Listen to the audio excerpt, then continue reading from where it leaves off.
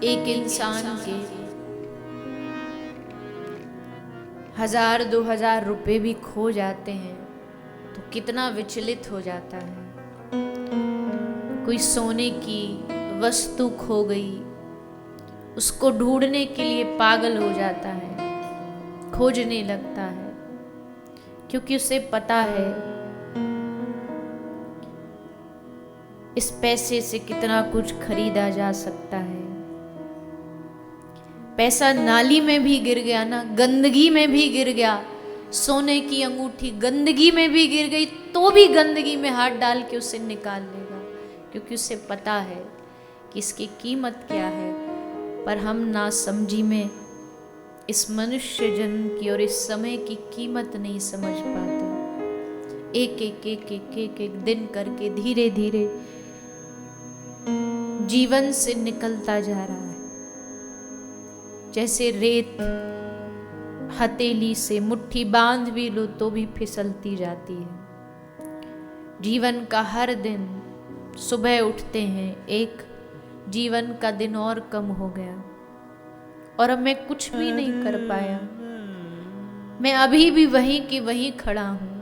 न मेरे मन में कोई भगवान के प्रति भाव की जागृति है, न मेरे मन में कोई चाह है कि मैं ऐसा क्या करूं कि मरने से पहले मैं अपने जीवन के उद्देश्य को पूरा कर लूं। मैं मृत्यु से पहले अपने गोविंद को रिझा लूं, उनकी एक झलक पा लूं। धीरे धीरे करके बाल्यावस्था चली गई, युवानी आई, युवानी भी चली जाएगी, वृद्धावस्था आते आते तक भी ये मन संसार में उलझा रहता है।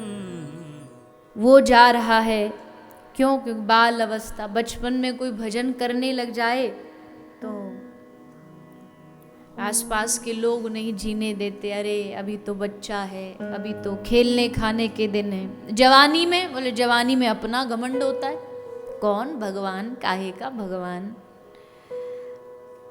ना बाप बड़ा ना भैया, सबसे बड़ा रुपया। उस जवानी में तो भाई यही दिखता है।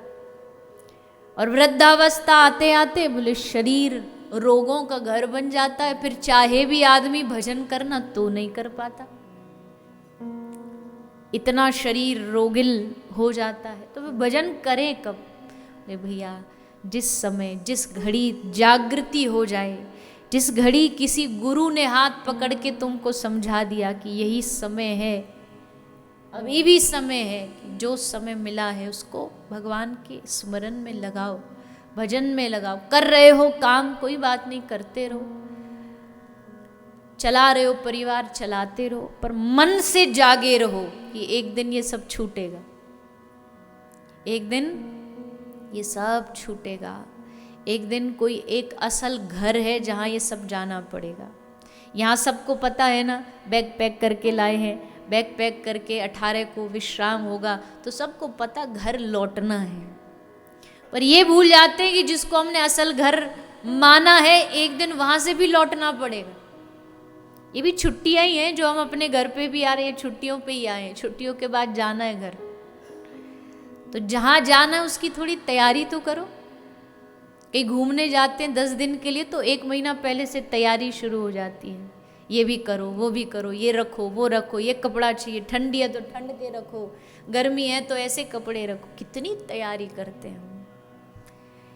उस घर जाना है, भगवान के पास जाना है। अब देखो ये सारी जो कथाएं ने उनके लिए जो सचमुच भक्ति करना चाहते, जो अब कुछ ऐसे भी होंगे जो करें अरे छोड़ो ये सब बातें, हमें कहीं जाना वाना नहीं, तो एक ना एक दिन उनका ये घमंड टूटेगा, ये अभिमान टूटेगा। और जब भगवान के सामने जाएंगे तो भगवान पूछेंगे। जैसे मैं कई बार कथा में उदाहरण देती हूँ, एक बच्चा जब गर्मी की छुट्टी पे जाता है ना तो मास्टर जी फ्री नहीं छोड़ देते उसको, होमवर्क देते हैं, होमवर्क पूरा करना पड़ता है। होमवर्क पूरा कर लो और फिर आराम से खेलो कूदो तो समझदार हो। और बिना होमवर्क पूरा करके कुछ बच्चे होते हैं वह खेलते कूदने में पूरा महीना बिता देते हैं, याद ही नहीं रहता कि काम भी मिला है, कॉपी खाली, पन्ना खाली। अब जब अगले दिन स्कूल जाएंगे तो पहले तो रात भर नींद नहीं आएगी, कल दिखाएंगे क्या। और वहां पहुंच भी गए तो मुंह छुपाते घूमेंगे, कहीं पकड़े ना जाए। तो भगवान ने दुनिया में भेजा, ऐसे ही नहीं भेज दिया कि जाओ मौज करो, वह खाओ पियो घूमो फिरो। भगवान ने कुछ काम भी दिया है, काम दिया है, मेरा नाम जपो, सेवा करो, दीन दुखियों की सेवा करो। ये होमवर्क पूरा करोगे तो ही मुंह दिखा पाओगे, नहीं तो मुंह छुपाते डोलेंगे। पता है काम पूरा नहीं तो छुपते घूमना पड़ेगा, पर काम पूरा करने में आज ही लग जाओ।